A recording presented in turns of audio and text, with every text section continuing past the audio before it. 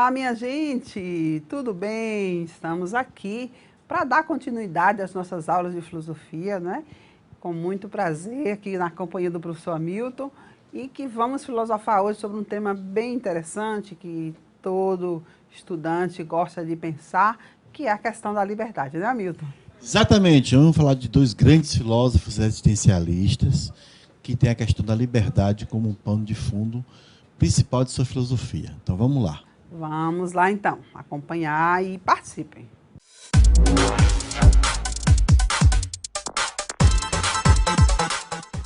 Sejam todos bem-vindos, bem-vindas aqui à nossa aula. Vamos filosofar com muita alegria, porque estamos aí na bela companhia de vocês, não é? Vamos aqui então saudar todos os mediadores, mediadoras, e vamos aqui apresentar sempre, como de costume, a nossa equipe de filosofia com o professor Antônio Carlos na articulação pedagógica e toda a equipe de filosofia composta por Adalgisa, César, Fátima, Hamilton, eu, professora Margarete, com Hamilton, aqui na assistência da aula. Hamilton aqui fazendo assistência juntamente com vocês. Aula 4, olha aí o título, a liberdade como condenação, né? Basta colocar o título da aula, não sei botar o nome dos filósofos, a liberdade como condenação. Vamos trabalhar esses dois filósofos, Sartre e Simone de Beauvoir. Hamilton vai colocar aí, aula 4, a liberdade como condenação. O objetivo da aula através dessa aula, a gente nos possibilita formular filosoficamente a pergunta pelo sentido da vida, da morte, reconhecer como inerente à condição humana, né, a vida e a morte, mas ao mesmo tempo objeto de enfrentamentos éticos, políticos, existenciais e religiosos. No nosso caso aqui a gente vai trabalhar o enfrentamento existencial, né? Relacionar o existencialismo sartriano à questão da liberdade, da temporalidade, da má-fé e da responsabilidade. E vamos lá então fazer a revisãozinha da aula passada, que a gente trabalhou aqui de forma bem legal, que foi desenvolvendo o conceito de fenomenologia. Lembrando que o existencialismo, que a gente vai trabalhar hoje, é uma corrente filosófica que tem como concepção epistemológica a fenomenologia. Então, observe que a gente vai, assim, trabalhando determinados conceitos filosóficos que vão reforçar outros, né? Porque senão não faz sentido. Os conceitos não são retirados assim como da cartola, né? Então, a fenomenologia, gente, é um método da filosofia que se baseia na observação, na descrição rigorosa do fenômeno, que vai fazer como observar aquilo que se manifesta, aquilo que se aparece, e que aquilo que se aparece, ela vai em direção à percepção humana e, posteriormente, à consciência. Então, assim, esse método, ele é totalmente contrário ao modelo que era assegurado como verdadeiro na época, que era o positivismo, porque esse método fenomenológico analisa a realidade do ponto de vista individual, ou seja, tudo que se apresenta à consciência ocorre como objeto intencional do sujeito, ou seja, é o sujeito que consegue captar, né, aquilo que é do seu interesse, né, aquilo que chamou mais atenção à sua percepção. Também, aí a gente trabalhou na aula passada dois filósofos representantes dessa concepção, desse método, que foi Edmund Husserl e Heidegger. Husserl, todos dois são filósofos alemães, mas Husserl foi matemático também, um grande representante da lógica, do ciclo de Viena, e ele focou o estudo dele na mente em si do ser humano. E assim, porque para ele o que interessa é o fenômeno que está na mente, como é que esse fenômeno ele se manifesta na consciência, né, que percebe. Vimos também que ele tem como objetivo, né, estudar a mente através dos fenômenos que estão na consciência. Então, vamos dando sequência aqui ao pensador Heidegger, né? O pensador Heidegger, ele vai justamente refletir sobre a condição ontológica. Enquanto filósofo, escritor, foi professor, foi reitor universitário, né? E foi aluno de Russell. A principal questão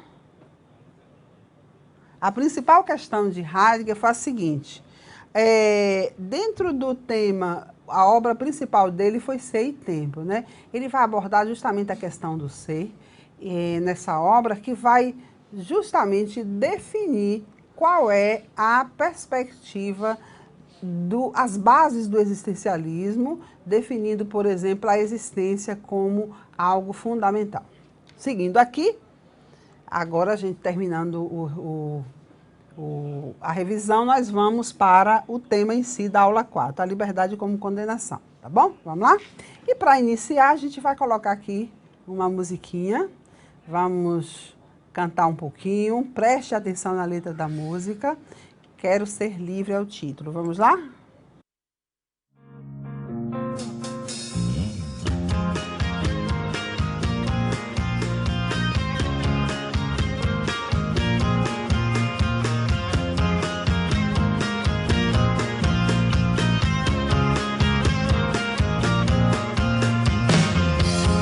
Que dia bonito, graças a Deus, mais um dia que estou vivo e sinto liberdade em poder dizer que sou feliz. Felicidade é um estado de espírito. Se preocupam tanto em se preocupar, mas nem o sol sabe se vai nascer. Se preocupam tanto em se preocupar, vai te matar sem você perceber. Eu quero ser livre, eu quero ser livre pra viver. Eu quero ser livre pra viver, livre pra viver. Eu quero ser.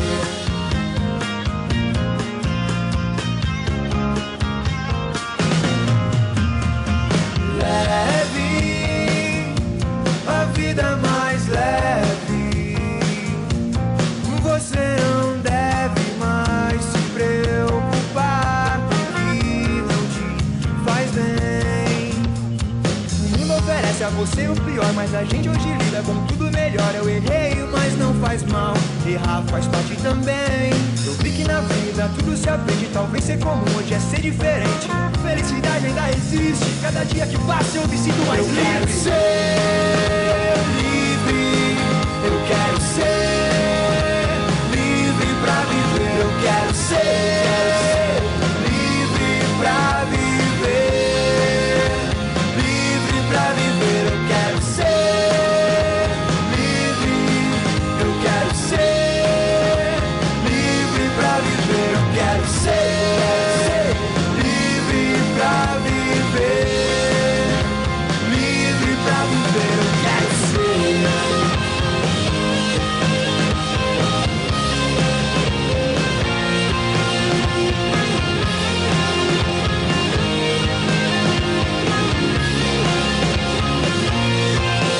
Eu quero ser livre, eu quero ser livre pra viver. Eu quero ser livre pra viver, livre pra viver. Eu quero ser livre, eu quero ser livre pra viver. Eu quero ser livre pra viver, livre pra viver, livre pra viver. Eu quero ser.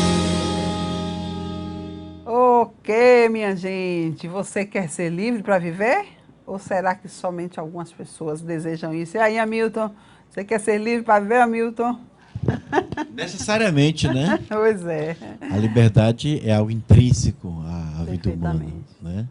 Tá aí porque a importância desse tema ser trabalhado pelos filósofos existencialistas, que nós vamos falar Isso, hoje, isso. desse casal de E a filósofos. gente vai começar, né, com a pergunta, né? O que é a liberdade? Né? Exatamente. Você, como filósofo, já tem uma resposta? Ainda não.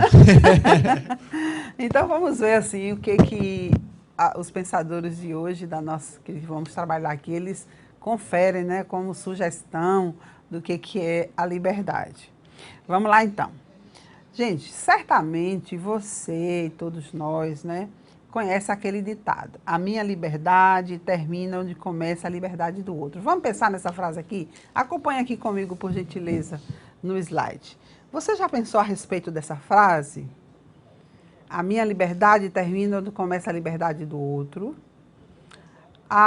Essa liberdade que termina quando a do outro começa, ela é uma liberdade de fato? Porque a gente fala muito isso, né? A liberdade de um termina quando começa a do outro. E a liberdade do outro eleva a minha ao infinito, né? Porque é o seguinte, a gente tem uma noção do que vai colocando aí pra gente. Por que você discorda aí, o pessoal de Angico, Carinhanha? A minha liberdade termina onde começa a liberdade do outro. Então, a sua liberdade é só sua, não é isso? Responde aí pra gente. Vamos pensar aqui a parte A. O pessoal de Suzinho disse que é libertinagem. E qual é a diferença entre liberdade e libertinagem? Na verdade, no senso comum, a gente usa muito, né, essa coisa da libertinagem, e a gente, na filosofia, ainda não viu algum filósofo trabalhando sobre isso, não. Mas, assim, no senso comum a gente entende. É quando, na verdade, a gente desconhece, né, o verdadeiro sentido da liberdade. Mais alguém? Não?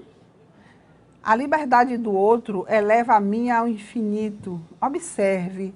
Aqui comigo rapidinho, essa frase é bem interessante. Em que medida, quando o outro é livre, eu posso também ser livre? Em que exemplo a gente pode dar nesse sentido? Geralmente eu utilizo essa questão aí do ponto de vista de uma sociedade mais justa economicamente.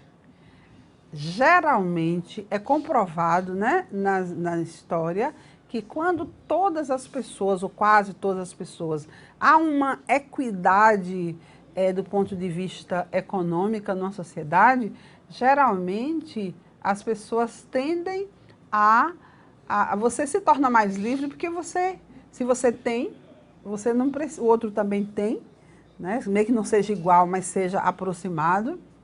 Geralmente a gente fica mais livre. A questão da segurança, né? A questão da segurança, ela se torna mais... E a falta de segurança é uma forma de perda de liberdade. O pessoal ali de Crisópolis, Buril, como é o nome da comunidade? Buril, é isso mesmo? Na verdade, a gente não temos a liberdade que realmente queremos. Aí a pergunta, né? E a liberdade que queremos? É liberdade de fato? O pessoal de Pituba diz o seguinte: a nossa liberdade não tem nada a ver com a liberdade do outro. A nossa liberdade não depende de ninguém. Ellen, é sua e pronto, né, Ellen? Sabe quem acredita nisso, que defendeu esse conceito, Ellen? Foi Thomas Hobbes, né? Thomas Hobbes, ele disse, só que vocês aprenderam lá que depois que ele percebeu que como a liberdade é individual e absoluta, é irrestrita, individual, a gente acabaria chegando em guerra, né? Em segurança. Mas é a opinião dele e a gente respeita a sua aí. O pessoal de Saint-Cyr diz, na verdade, a liberdade é de cada um. O pessoal de Buril diz, somos ludibriados até no fato da crença da liberdade. Vocês estão aí filosofando mesmo. Mais alguém? Então vamos lá. Bacana aí o início da nossa conversa. Tem mais gente ali. O pessoal de Capim Duro diz, a minha liberdade termina quando começa a do outro. A comunidade concorda, porque, em parte, não é necessário que a minha liberdade termine para que o outro tenha liberdade. Porque na prática, aqui comigo, na prática, a gente vai verificar isso nas ações, né? O outro precisa disso, mas vai me incomodar. E aí, como é que eu faço? Eu perdo a minha liberdade para o outro? É aí onde o problema surge no dia a dia, né? Vamos lá. Seguindo aqui, frase bacana de Sartre. Eu só posso ser livre se todos aqueles que convivem comigo também forem livres. Assim, Minha liberdade não termina onde começa a do outro, mas ambas começam juntas e uma complementando a outra, podem crescer ao infinito. Então, observe aí, o conceito de liberdade de Sartre não está associado a uma liberdade individual que ela se sobrepõe ao outro. É uma liberdade que está associada à liberdade do outro também. Olha aí, né? Então, assim, você vê aí uma certa intrínseca aí, uma certa solidariedade, não coletivismo, mas um senso de coletividade, né? Você percebe aí que ele diz, ó, como é que eu posso ser livre se outra pessoa não tem a liberdade? Tanto é que Sartre foi um ativista, né? Seguindo aqui, deixa eu ver ali o pessoal de Capinduro. O pessoal de Angico diz o seguinte: discordo, porque se haver essa divisão, acaba não havendo igualdade, né? Isso. O pessoal de Capinduro diz: a minha liberdade termina no começo do outro. Concordamos em. Já li isso aí, né? Vamos lá. Seguindo aqui. Então, vamos conhecer esse filósofo que defendeu essa ideia? Jean-Paul Sartre. Ele nasceu em Paris, França. Foi filósofo, escritor, um dos maiores representantes do pensamento existencialista francês, né? E aí, Hamilton, conheceu alguma coisa de Sartre lá, em Paris? Meg, eu tive na Praça da Sorbonne, né, que é a grande, sim. A maior universidade da França, né? E tive na biblioteca e vi muita obra de Sartre. Foi, né? Muita obra de Sartre, de Simone de Beauvoir, originais em francês, né? Sim. Vi da minha filósofa também, mas a bibliotecária não saberia me dizer, não soube me dizer, né, em que mediações de Paris eles viveram, porque eu quis conhecer a casa onde eles viveram, então algo se tivesse museu, uma fundação, alguma coisa no nome deles, mas ela não soube me informar. Okay. Eu fiquei frustrado, né? Pois é, por isso que eu estou tentando perguntar aqui, né? Ele está fresquinho, esteve lá recentemente, e vamos perguntar aqui, para socializar para a gente. Mas vamos seguindo aqui. Outra filósofa que talvez a gente vai trabalhar hoje, que também é existencialista, esposa de Sartre. Então, vai ser o primeiro e único casal aqui que a gente vai, de filósofo, que a gente vai trabalhar, né? Pertencente à mesma corrente filosófica. Então, Simone, Lucie, Ernestine, Marie, Bertrand de Beauvoir, a famosa Simone de Beauvoir, né? Nasceu em Paris também, em 1908, e morreu em 1986. E escritora, filósofa, existencialista e uma grande feminista. A ideia dela, a obra O Segundo Sexo, foi, assim, extremamente importante. Vale lembrar que Sartre e Simone de Beauvoir visitaram o Brasil, né? Entre agosto e novembro de 1960, ficaram aqui por um bom tempo pelo Brasil. Em Salvador, eles eram bastante amigos assim de Zé Legatá e Jorge Amado, e visitaram aí terreiros de Candomblé, foram recebidos, esse casal foi recebido por Zé Legatá e Jorge Amado, né? Como é que se me permite uma curiosidade, uma coisa rápida? Nós, sábado passado, perdemos João Gilberto, né? Grande músico, grande gênio da música popular brasileira. E um fato curioso que vale a pena registrar aqui é que quando Simone de Beauvoir e Sartre estiveram aqui em Salvador, ficaram no Rio Vermelho, né? Foram hóspedes de Jorge Amado, como você acabou de falar, aqui em Salvador, no Rio Vermelho. E João Gilberto morava aqui também, na época, né? Estava passando temporada aqui. E aí disse que Jorge Amado ligou para João, né? João, eu estou aqui com um casal de intelectuais, acho que você conhece, já estou a falar, que é Sartre e a esposa Simone de Beauvoir, estão aqui em minha casa. Eu falei de você, falei que você criou um gênero aí muito interessante que é a bossa nova. Vem aqui, traga o violão, dê uma palhinha aqui para eles. Aí João, do outro lado do telefone, disse, estou indo, que até hoje nunca apareceu. João tinha dessas coisas. João Gilberto, ele era assim, meio, né, comportamental, assim, até o fim da vida aí deu um pouco de trabalho, né, só de vida. Mas é isso, né, isso não tira o brilho do músico, né, e do criador. Vamos lá, a gente vai agora assistir um vídeo, né, que vai falar um pouquinho sobre a vida de Sartre de Simone de Beauvoir, para complementar aqui o que a gente já colocou.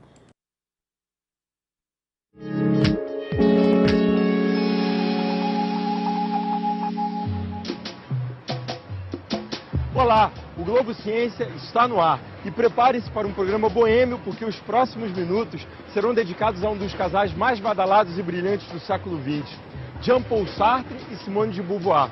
A boemia de Sartre e Simone podia ser conferida em reuniões animadíssimas em cafés de Paris, com gente como Pablo Picasso, Pierre Brasseur, Jean Cocteau, entre tantos escritores, pintores, poetas, atores e diretores. Individualmente, eles foram grandiosos. Ela, uma célebre escritora, filósofa e feminista, e ele, um notável filósofo, escritor, jornalista e ativista. Além de um mestre do pensamento que influenciou profundamente a sua geração e a seguinte. Jean-Paul Sartre nasceu em Paris em 1905. Criado pela mãe e pelo avô, ferrenho defensor da disciplina, Sartre cresceu num ambiente repressivo, mas também aprendeu a se interessar por literatura e escrita. Na adolescência, entrou no curso de filosofia da Escola Normal Superior de Paris, onde conheceu Simone. Concluído o curso, Sartre passou também pela Universidade de Sorbonne como professor de filosofia.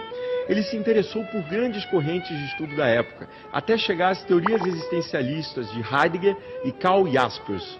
A partir daí, começou a elaborar sua própria visão do existencialismo. Sartre chegou a se aproximar da política e foi um simpatizante do marxismo. O tema fez com que o nosso personagem desse atenção aos problemas do terceiro mundo.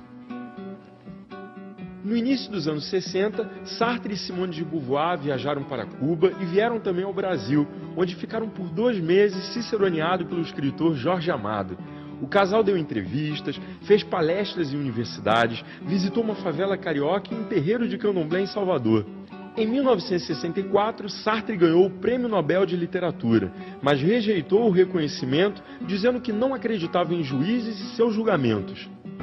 E agora chegou a hora de sermos apresentados à grande escritora Simone de Beauvoir, que foi mais do que a companheira de Sartre em toda a vida. Ela tinha o nome de princesa, Simone Lucie Ernestine Marie Bertrand de Beauvoir, e nasceu na Paris de 1908, numa família tradicional e aristocrata. Mas tudo o que Simone não era esnobe. Na escola, já começou a desenvolver o desprezo às pessoas que só se preocupavam com dinheiro e tornou-se questionadora em relação ao mundo. E em 1929, formou-se em filosofia no mesmo curso onde conheceu Sartre. Mesmo determinada a ser escritora, a filósofa passou a dar aulas para sobreviver e, anos depois, como desejava, conseguiu dedicar-se exclusivamente à literatura. Em seus livros, Beauvoir expunha o mundo que a cercava, contando histórias vividas por ela e por Sartre ou por amigos. A vida boêmia do grupo de intelectuais chamava a atenção da sociedade da época. Os personagens de Beauvoir, como na vida real, não se sujeitavam a convenções. Eles viviam segundo as suas próprias regras, como as que Beauvoir e Sartre estabeleceram para si. Uma relação leal, mais aberta, em que a verdade valia mais do que a fidelidade e a monogamia. Gente, aí um pouquinho, né, da vida desse filósofo. Então, vocês observam que eles viveram, como a gente está conversando aqui, eu e a Milton, nós estamos conversando sobre o momento histórico em que eles viveram, um momento assim de efervescência intelectual, de ativismo, de muito entusiasmo com o processo de transformação social. Eles foram filósofos que não apenas disseram como deveria ser, mas foram para as ruas, né, mostrar e defender causas. Tanto é que ela chegou a, como existencialista, a lutar pela condição da mulher, né? Refletir sobre a condição da mulher, e nós vamos falar um pouquinho sobre isso daqui a pouco, com a obra que ela direcionou isso aí, tá bom? Vamos lá. A tese do existencialismo sartriano é esta daqui. Acompanhemos, então, aqui no slide. O homem está condenado a ser livre, condenado porque ele não criou a si mesmo, né? Ele, pois, tão logo é atirado ao mundo, torna-se responsável por tudo que faz. Essa frase é dele, né? O homem está condenado a ser livre. O que significa isso? Vamos prestar atenção, acompanhar para compreender, porque essa questão, essa afirmação, ela já caiu muitas vezes em muitos vestibulares e no Enem, inclusive. Então, vamos entender essa tese. Outra tese existencialista de Simone de Beauvoir é que nada nos defina, que nada nos sujeite, que a liberdade seja a nossa própria substância, já que viver é ser livre. Então, você observa aí que tanto na frase de Sartre como na frase de Beauvoir, ela está implícito aí a ideia da liberdade, né? Como é que diz? Explicações diferentes, mas tem a ideia de liberdade aí tem o mesmo sentido. Nós vamos agora, gente, voltar aqui mais um pouquinho, né? O que é essa ideia da condenação? A gente vai agora... a ideia da condenação significa que você não tem escolha de não. A sua escolha é ser livre. Não é porque escolha, eu quero ser livre ou não. Não, não tem jeito, você tem que escolher. Aqui comigo, rapidinho. Paremos para pensar. Por mais que a gente tenha ali um pai e uma mãe que tenta nos dar tudo que a gente precisa, chega um momento da vida que, se você não tem necessidade de escolher, algo começa a te incomodar, né? De dentro para fora, começa a te incomodar. Heidegger chamava isso de angústia, né? Kierkegaard também já falava sobre isso, os pressupostos. Então, assim, eles começaram ali a falar sobre essa ideia, isso começa a angustiar. Chega um momento que essa angústia, ela é expressada socialmente com a convivência e as pessoas começam a dizer, não, a partir de hoje eu quero viver do meu jeito, não é assim? Então, observe que isso não é algo que Sartre via como a liberdade como uma condenação, ou seja, quer queiramos ou não, a gente é obrigado a escolher. E daqui a pouco seu pai vai fazer tudo por você, mas agora, menino, tome conta de sua vida. Daqui a pouco está até expulsando de casa para você tomar conta de sua vida, porque chegou ali o limite de seu pai e de sua mãe fazer por você, né? E é isso, às vezes, que a ideia de condenação é essa. A ideia de Simone de Beauvoir, que nada ela está mostrando justamente a tese existencialista de que por substância, né, por essência, nós somos livres. Então, é a mesma ideia aí dita de forma diferente. Nós vamos pensar aqui nessa questão agora através do vídeo que nós vamos assistir. Será que optamos pela estabilidade na nossa zona de conforto? Quantas pessoas podem ser livres, mas elas ficam na zona de conforto? Ou, ao invés de arriscarmos na tentativa de uma vida mais feliz, ou pelo menos na construção de sua própria vida, né? Aqui os alunos estão reclamando do áudio em relação ao vídeo, em relação à fala, né? Porque assim eu estou falando aqui do mesmo jeito, não sei se tem alguma questão técnica, tá? Então vamos seguindo aqui. Nós vamos assistir esse vídeo com Mário Sérgio Cortella, Liberdade, muito engano e muita diferença, né? Ele vai falar um pouquinho sobre essa ideia da zona de conforto. Então vamos lá. Nós somos um animal, aliás o único, que é capaz de decidir, escolher e julgar por si mesmo. Isto é, nós somos portadores de liberdade. Há pessoas que dizem, eu gostaria de ser livre como um pássaro. Precisa cuidado, porque pássaros não são livres. Pássaros não podem não voar. Pássaros não escolhem o que fazem. Não adianta, numa bela tarde, por exemplo, como hoje, às 17 horas, um sabiá andando, ele de repente olha e diz, nossa, acho que está tão bonita a tarde, eu vou a pé para o ninho. E aí ele vai caminhando. É claro que ele não conseguirá fazê-lo. Não é ele que decide. A decisão sobre a conduta dele não depende dele. Exemplo concreto, por que é que às vezes você ouve falar de ataques de cães, pitbull, rottweiler? Por que é que o cão faz o que faz? Porque ele não tem como não fazer. Por que é que, vez ou outra, você tem a ação de um animal que nos parece agressiva? E ela será olhada a violência da natureza. mas ela não pode ser eticamente analisada. Um cão não é bom ou mal. Não existe o mau cavalo, o mau, né, cão, a má formiga, a menos que a gente vá usar padrões de reflexão nossas. Em outras palavras, outros animais não decidem em relação àquilo que a sua conduta terá. Por exemplo, nenhum animal come o que faz mal para ele. Nenhum. Só se você o enganar, propositadamente. Mas nenhum animal come o que faz mal para ele. Nós somos capazes de comer o que faz mal para nós. Não só gostamos, como o fazemos com alegria. Nós somos capazes de colocar nossa vida em risco. Nós somos capazes, por exemplo, de fazer coisas absolutamente inúteis para a sobrevivência, mas deliciosas, como praticar esporte, que não serve para nada. Não tem a menor finalidade e por isso é belíssimo.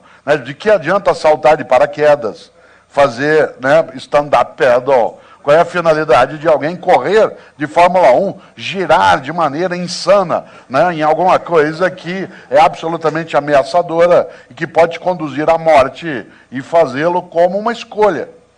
Isto é, escolha. Essa é a palavra-chave.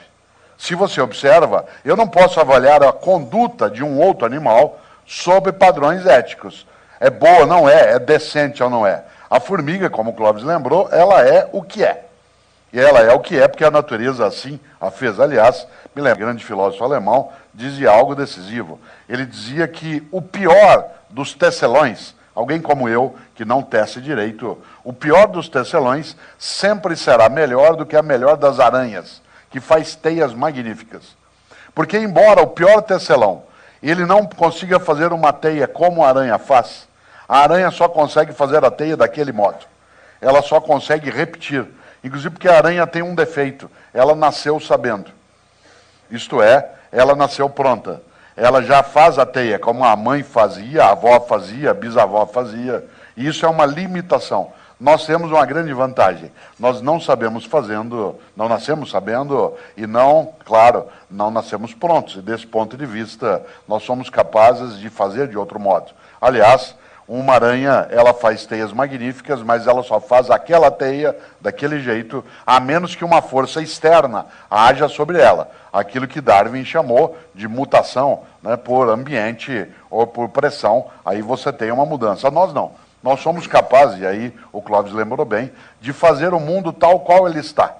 Aliás, esse mundo que hoje temos resulta das nossas escolhas. Não há uma divindade ou divindades, no meu entender, nem no dele, que vieram e disseram assim será. Ao contrário, ele resulta, esse mundo, como ele é, a nossa conduta coletiva, a nossa convivência de escolhas que fizemos. Desse ponto de vista, se assim ele pode não ser do modo como é, porque se nós assim o fizermos, podemos fazê-lo de outro modo. Nesta hora, nós queremos retirar da reflexão sobre ética algo que é muito usual. E eu vou passar para o Clóvis já para ele fazer essa reflexão num ponto. Muita gente diz, eu não tenho como não fazer assim. É o sistema.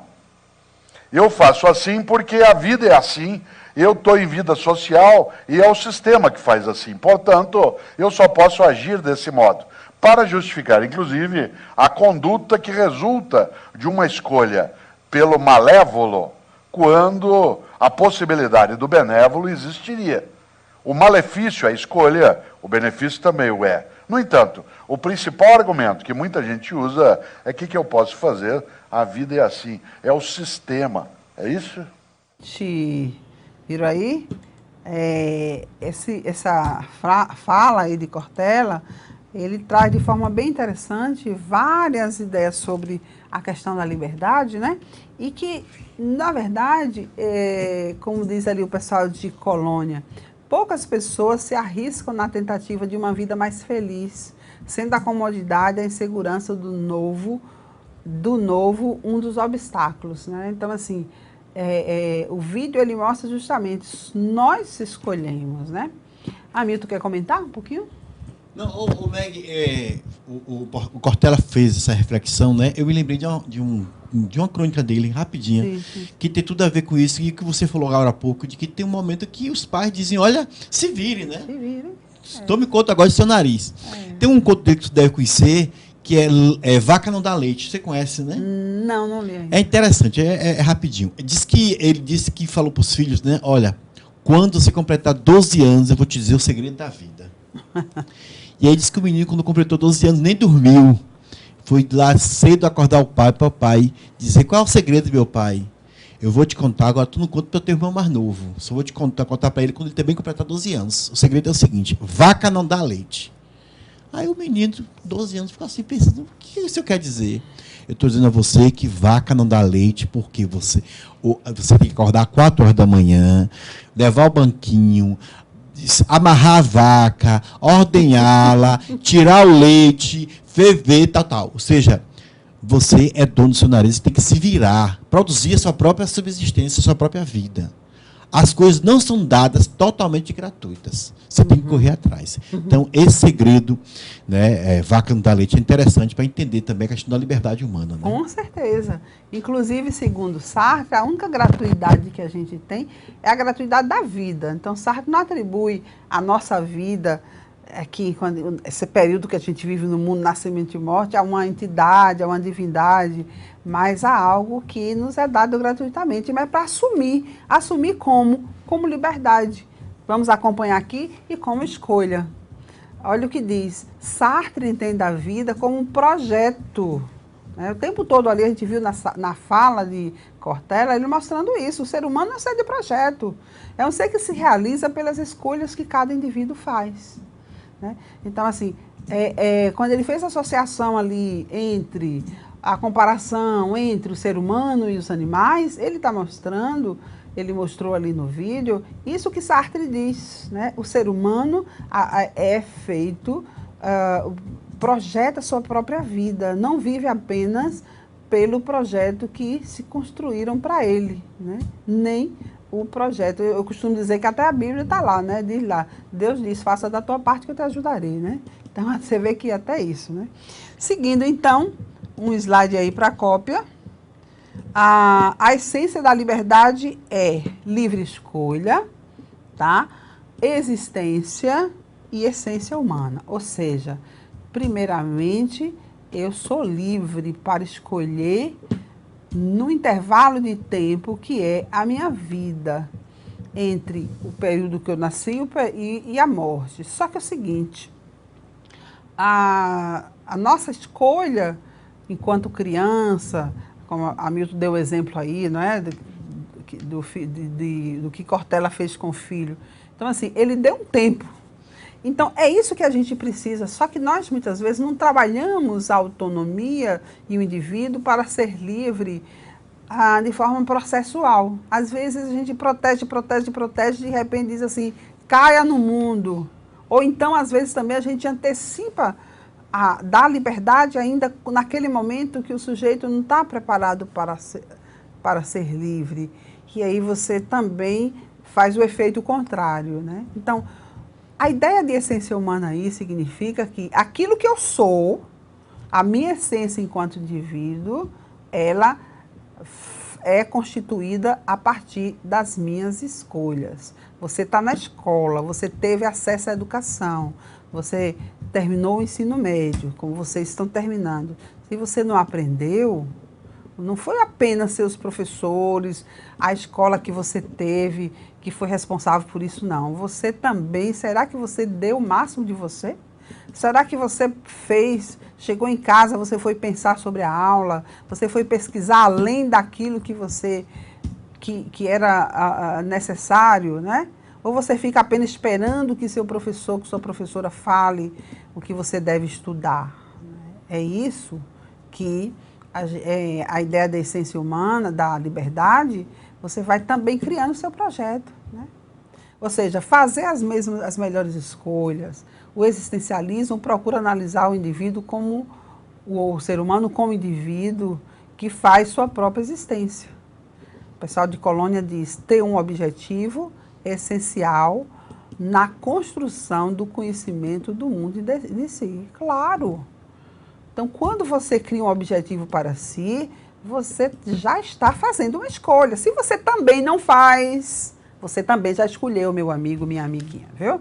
Se você está aí não fazendo escolha na sua vida, em qualquer área, afetiva, familiar, educacional, do ponto de vista de trabalho, se você está aí parado no tempo, esperando o mundo acontecer, você também já está escolhendo. É isso que Sartre diz. Mesmo que você fica no silêncio, quietinho, sem mobilizar, é escolha. Se você mobiliza, também é escolha. Então, escolher significa projetar-se adiante de si, como se você antecipasse a opção pelo futuro. Eu vou dar um exemplo aqui. Nós estamos num momento aí bastante confuso no Brasil, falta de perspectiva.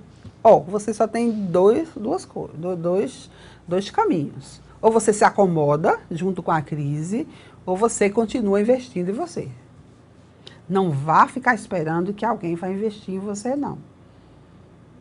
Continue, porque se um dia, aí eu vou usar o se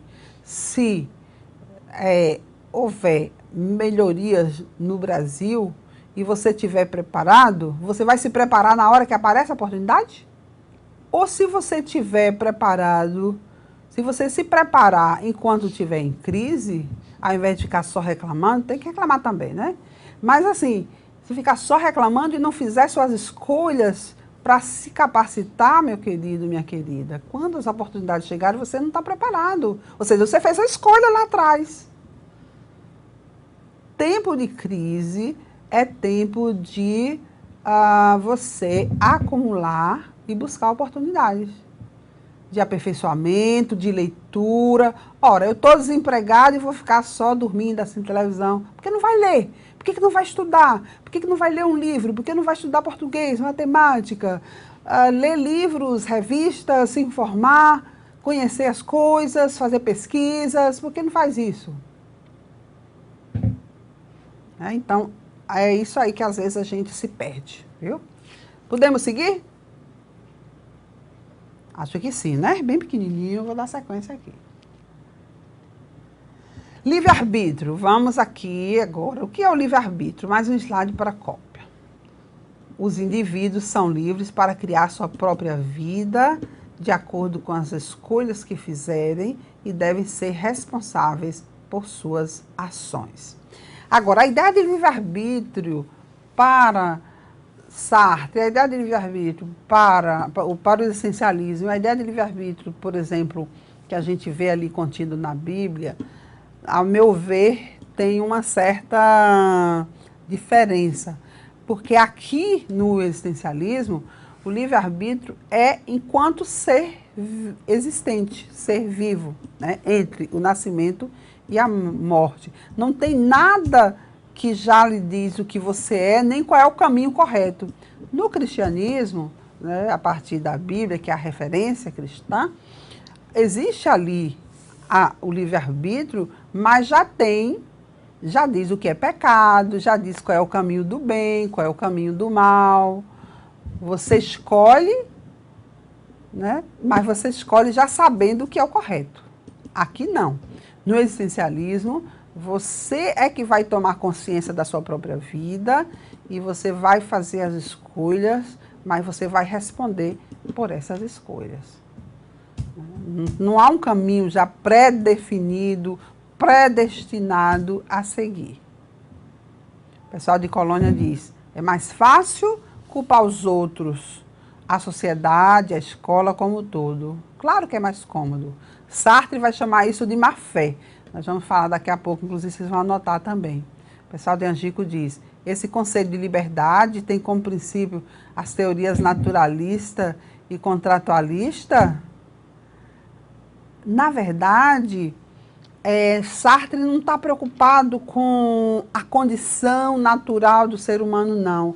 Sartre está preocupado com o que a existência mesmo nossa, indivíduo, né? A existência mesmo do ser humano. Ele está preocupado com, assim, vivendo no mundo, o que nós somos. Sartre, ele não é um filósofo contratualista, ele é um filósofo do engajamento, da participação, porque no momento histórico que Sartre viveu, o contratualismo já era algo dado, né? Então, por isso que difere um pouquinho de Rousseau, difere um pouquinho de Hobbes, Locke, entendeu? O que de fato tem, gente, tem uma frase de Sartre que ele diz o seguinte: diante de cada escolha que faço, torno-me responsável não só por mim, mas por toda a humanidade. E faço isso por minha própria escolha, para que o mundo se torne mais como eu me projetei. Essa ideia de livre-arbítrio aí, ela está associada a uma escolha que você não faz só para você. Por exemplo, se você escolhe não estudar, você, usando a ideia de Sartre, da ideia de liberdade e responsabilidade, você vai ser um número na sociedade brasileira de uma pessoa que não foi educada, né? Você vai ficar no índice daquele cidadão brasileiro que não teve acesso à escola, que não estudou. E se você estudou e não aprendeu, você vai fazer parte daquele número de estudante e de pessoa brasileira que estudou e não aprendeu. É um analfabeto funcional. Isso significa que esse índice, você vai estar contribuindo, qualquer escolha que você fizer, você vai estar contribuindo para um índice, um baixo índice de desenvolvimento, né, de um país. Então, assim, não dá para a gente perceber, quando eu me capacito, a minha família, as pessoas que estão ao meu redor, elas também tendem a colher os frutos, não estou falando de fruto financeiro mesmo, não. Né? Por exemplo, assim, uma pessoa que sai do interior, né, Hamilton, como nós, vem para a capital, a gente estuda, quando a família toda que chega aqui, que vê que a gente conhece, né, minha mãe mesmo diz assim, essa menina onde vai encontra conhecido. Né? Porque a gente trabalhou nos 4 cantos de Salvador, então a gente conhece. Então, assim, aquilo traz felicidade também para as outras pessoas. Então, a gente não escolhe só para a gente, escolhe para os outros. Se eu escolho para a minha autonomia, eu estou preservando a minha família ali. Vamos seguindo? Mais um slide aí para a cópia, aqui rapidinho. Esse é bem pequenininho.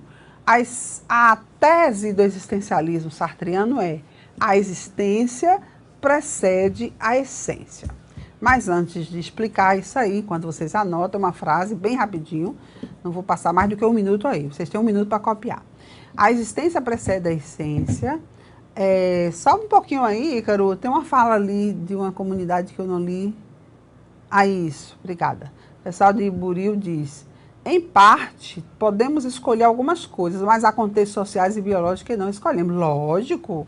Por exemplo, assim, biologicamente, você não vai escolher as suas características físicas, né? Isso é genética. Há contextos sociais, por exemplo, no momento em que a gente vive, economicamente, politicamente, está todo mundo sofrendo as consequências. Então, se você ficou desempregado, toda a sua família vai sofrer as consequências, né? Então, aí vira uma bola de neve. Mas você também pode escolher, enquanto você estiver desempregado, o que você vai fazer, como você vai se capacitar, construir outros caminhos, não é isso? Ou então se acomodar. A responsabilidade, gente, ela se manifesta na escolha. Por exemplo, o ser humano, nessa ideia aí de Sartre, que vocês estão registrando, o ser humano não tem uma essência e ela não pode recorrer a nada que o determine. Né? A cada opção que o ser humano toma na vida, no seu projeto, para a nação, o critério é um critério próprio, né? É um critério próprio. Por exemplo, eu tenho algumas opções, mas eu escolhi a opção A. A opção está lá, mas você foi responsável por escolher. Eu fui enganado. Será que você não se permitiu? Entendeu? O pessoal de colônia diz: ainda bem que podemos ter escolha, vivendo num país democrático, porém ainda há muito preconceito em algumas questões de gênero, entre outros. Pois é. Anotaram? Rapidinho aí, vou seguir. Agora vamos para a filósofa também existencialista, Simone de Beauvoir. Esse trecho aqui, desse texto, é da obra O Segundo Sexo, Simone de Beauvoir, E esse texto já caiu no Enem na redação. Olha o texto que diz: ninguém nasce mulher, torna-se mulher. Nenhum destino biológico, psíquico, econômico define a forma que a fêmea humana assume no seio da sociedade. Não é porque eu sou mulher que eu tenho que ser uma pessoa destinada para fazer somente ter aquele comportamento. É o conjunto da civilização que elabora esse produto intermediário entre o macho e o castrado, que qualifica o feminino. É aquela ideia ali. A ideia de Sartre está contida aqui, junto com ela, né? Eles dois comungavam com essa ideia. A existência precede a essência. Então, primeiramente, a mulher existe para depois constituir a questão de gênero. Comportamento, né, se ela trabalha ou se ela não trabalha, se ela é apenas uma cuidadora de filhos, o seu papel social, isso é questão de gênero para Simone de Beauvoir. Tudo bem? Quais são as contribuições, então, de Simone de Beauvoir enquanto filósofa existencialista? Ela elaborou 3 obras. Interessante, Hamilton. O Segundo Sexo, que é a obra da prima dela, mas ao mesmo tempo é uma obra assim da sua efervescência intelectual, ativista. Depois ela escreveu sobre a velhice, quando ela já estava em 1970, observe aí. E em 1981, próximo à morte aí dela e de Sartre, ela já estava falando sobre a cerimônia do adeus. Então foi uma mulher que não permitiu que a vida dela e o seu entorno passassem em branco. E ela registrou isso em livro, né? Interessante, né? Meg, é bom lembrar que essa obra de Simone de Beauvoir, O Segundo Sexo, e essa frase aí que vocês acabaram de ver, que Meg mostrou há pouco, né, que ninguém nasce homem, ninguém nasce mulher, causou um grande rebuliço, e ainda causa. Ainda um grande rebuliço. Tudo que o pessoal aqui de Carinhanha disse aqui, eu não mandei para você, mas eu vou fazer questão de ler. Isso. Essa Carinhanha diz assim: muitos religiosos ficam doidos com essa frase. Não são religiosos, não, políticos também. Vocês estão vendo aí uma guinada extremamente radical e conservadora no Brasil, né, a começar pelo presidente da República, e eles detestam essas obras, toda referência ao feminismo americano recente, né, dessa grande, como é o nome dela? Essa grande feminista aí que está mexendo também com... Butler. Hein? Judith Butler. Sim, Judith Butler. E que fazem referência a Simone de Beauvoir. Então, eles estão, assim, apavorosa, né? Não só os religiosos, mas muitos políticos também, com todas as referências. Né? E você sabe, isso aí ela escreveu na década de 60. Pois é. Né? Pois é, Hamilton, é interessante essa fala sua. Por exemplo... A mulher evangélica hoje, a mulher religiosa hoje, ela sai de casa para trabalhar. Na época de Simone de Beauvoir, não. Então, quando ela colocou essa obra ela estava se referindo a essa questão social que era algo determinado pela estrutura da sociedade.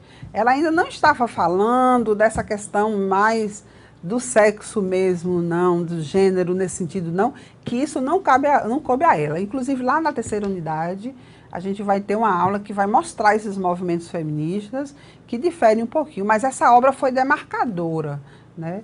E gerou esse rebuliço aí. Mas é isso, né? A pessoa escreve. Vamos anotar aí um pouquinho o conceito de má-fé em Sartre. Vocês já colocaram aí, mas a gente vai agora registrar. O que é a má-fé para Sartre? É quando eu ou você, nós, procuramos desculpas para aquilo que você se tornou. Ou seja, as justificativas para a sua própria existência. Isso é agir de má fé.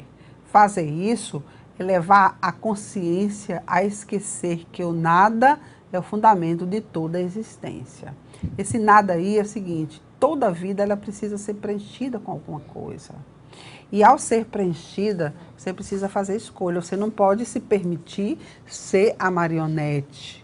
Você escuta, você deve ouvir sim, mas você precisa fazer sua escolha entre isso ou aquilo. Agora, fazer escolha também exige uma certa consciência, né? Exige você também saber avaliar entre uma coisa e outra. né? O pessoal de Colônia diz, já li ali. Frisa, por gentileza. Pois é, gente, o existencialismo, e ele atribui, inclusive Sartre, né, à existência do ser humano a sua absoluta responsabilidade pela construção do seu ser e pela escolha do seu modo de existência. E nós estamos vivendo recentemente numa sociedade em que os mais jovens estão muito acomodados e culpando muito. Eu estou assim porque meu pai, oh meu Deus, seu pai fez a escolha. E você, qual é que você vai fazer? Eu falo isso aos meus alunos aqui no presencial. Você vai agora sofrer, viver eternamente sofrendo porque seu pai é desse jeito? Claro que você sente, mas você tem que construir seu caminho. Né?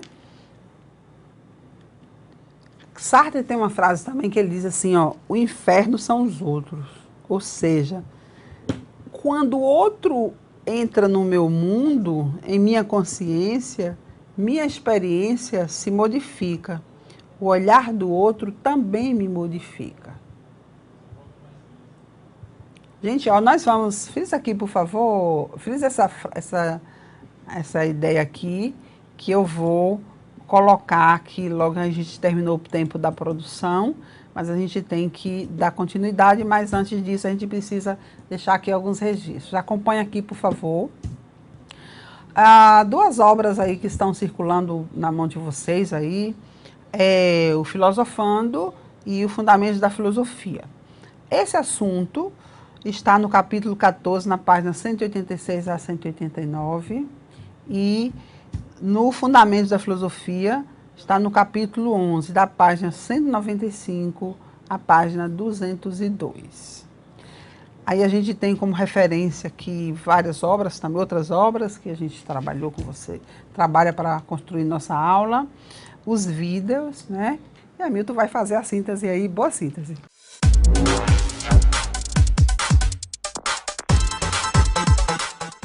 Nossa aula hoje, aula 4, né, a liberdade como condenação, baseado no pensamento dos filósofos existencialistas de Jean-Paul Sartre e Simone de Beauvoir.